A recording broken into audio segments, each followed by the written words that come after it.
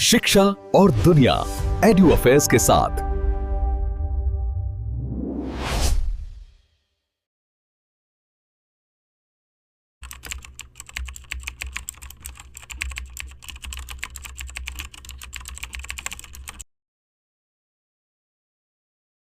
नमस्ते।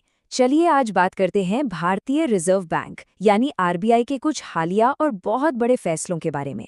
ये ऐसे फैसले हैं जो सीधे सीधे हम सबको, हमारी जेब को और देश की अर्थव्यवस्था को प्रभावित कर सकते हैं। तो आइए इन जरूरी सुधारों को आसान भाषा में समझते हैं। अच्छा, चलिए इस सवाल से शुरू करते हैं। एक छोटे बिजनेस को मिलने वाले लोन, आपके डिजिटल वॉलेट की सेफ्टी और एक नए बनते हुए हाईवे में भला क्या कनेक्शन हो सकता है? सुनने में तो ये तीनों चीजें बिल्कुल अलग लगती हैं, राइट? पर इन सब को एक ही संस्था के फैसले आपस में जोड़ते हैं, और वो है आरबीआई यानी भारतीय रिजर्व बैंक। तो आज हम 4 मेन पॉइंट्स पर बात करेंगे। सबसे पहले हम देखेंगे कि छोटे कारोबारियों को आगे बढ़ने में कैसे मदद दी जा रही है। फिर हम जानेंगे कि हमारे डिजिटल लेनदेन को और भी सेफ बनाने के लिए क्या हो रहा है। इसके बाद हम निवेश के कुछ नए और दिलचस्प तरीकों पर नजर डालेंगे, और आखिर में यह समझेंगे कि हमारे बैंकों को और मजबूत कैसे बनाया जा रहा है। तो चलिए शुरू करते हैं सबसे पहले और शायद सबसे ज्यादा जरूरी हिस्से से। हम बात करेंगे छोटे व्यवसायों की, जिन्हें अक्सर हमारी इकोनॉमी का इंजन भी कहा जाता है। देखते हैं कि आरबीआई इस इंजन में और तेजी कैसे ला रहा है। यहाँ हम खास तौर पर बात कर रहे हैं एमएसएमईज की, यानी माइक्रो, स्मॉल और मीडियम एंटरप्राइज। आसान भाषा में कहें तो हमारी गली की दुकान से लेकर छोटी छोटी फैक्ट्रियों तक ये सब भारतीय अर्थव्यवस्था की रीढ़ की हड्डी हैं। तो आरबीआई ने इन बिजनेसेस के लिए एक सच में गेम चेंजिंग कदम उठाया है। अब तक उन्हें बिना कुछ गिरवी रखे यानी कोलैटरल फ्री लोन लेने ने एक लिमिट का सामना करना पड़ता था, लेकिन अब आरबीआई ने उस लिमिट को सीधा डबल कर दिया है। देखिए, पहले क्या था कि कोई भी छोटा बिजनेस बिना कोई गारंटी या सिक्योरिटी दिए ज्यादा से ज्यादा 10 लाख रुपए तक का लोन ले सकता था। जाहिर है कई बिजनेसों के लिए ये रकम काफी नहीं थी, और अब इस लिमिट को बढ़ाकर सीधा 20 लाख रुपए कर दिया गया है। सोचिए, ये एक जबरदस्त उछाल है। इसका सीधा मतलब ये हुआ कि छोटे कारोबारियों के पास अब अपने बिजनेस को बढ़ा करने के लिए दोगुनी पूंजी होगी। तो इसका असल में मतलब क्या है? भाई सीधी सी बात है, अब छोटे कारोबारियों के लिए पैसा जुटाना आसान होगा। उन्हें लोकल साहूकारों से महंगे ब्याज पर पैसा लेने की जरूरत कम पड़ेगी, और वो आसानी से अपना काम बढ़ा सकेंगे। मतलब अब कोई छोटा व्यापारी नई मशीन खरीदने या स्टाफ बढ़ाने के बारे में ज्यादा आसानी से सोच सकता है। अच्छा, तो ये तो हुई बिजनेस की बात। लेकिन आरबीआई सिर्फ बिजनेस के बारे में नहीं सोचता, हम जैसे आम लोगों के बारे में भी सोचता है। तो चलिए अब अपने दूसरे पड़ाव पर चलते हैं और जानते हैं कि इस डिजिटल जमाने में हमारे पैसों को सुरक्षित रखने के लिए क्या नए नियम आए हैं। ये नंबर याद रखिएगा, 25,000 रुपए।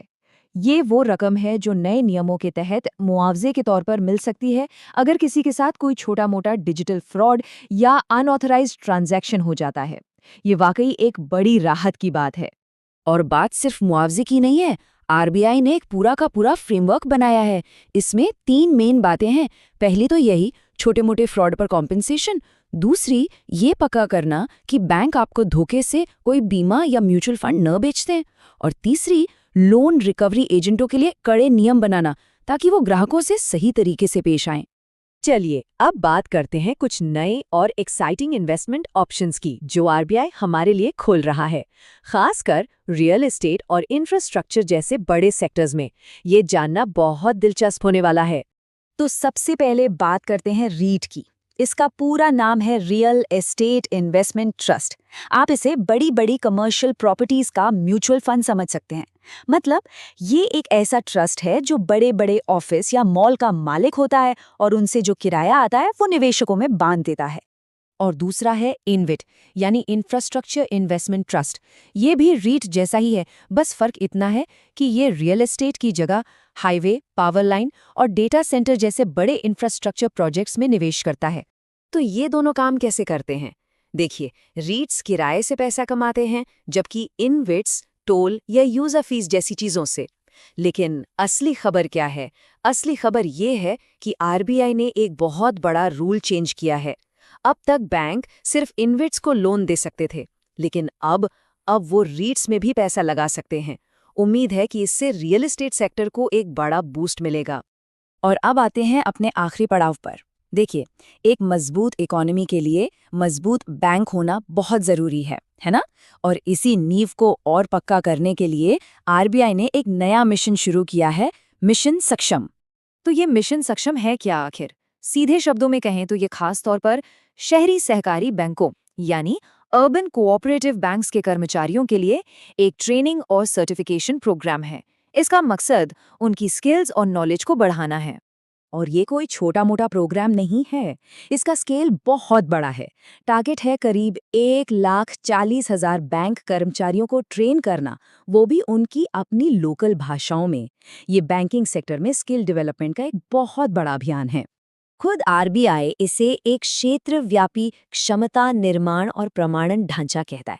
मतलब पूरे कोऑपरेटिव बैंकिंग सेक्टर के लिए एक स्टैंडर्ड सेट किया जा रहा है ताकि सर्विस की क्वालिटी बेहतर हो। तो इन सभी रिफॉर्म्स का निचोड़ क्या निकलता है? चाहे वो छोटे कारोबारियों को लोन देना हो, आम आदमी के डिजिटल पैसे की सुरक्षा हो या फिर बैंकों के कर्मचारियों को ट्रेन करना हो, इन सब का एक ही मकसद है, हम सब के लिए एक ज्यादा मजबूत, ज्यादा भरोसेमंद और बेहतर तरीके से चलने वाला बैंकिंग सिस्टम बनाना। तो आखिर में सवाल यही बचता है कि इन सब बड़े बड़े बदलावों के साथ क्या भारत की अर्थव्यवस्था वाकई ग्रोथ और सिक्योरिटी की एक नई लहर के लिए तैयार है? खैर, इसका जवाब तो आने वाला वक्त ही देगा, पर ये एक ऐसा सवाल है जिस पर सोचना जरूर बनता है।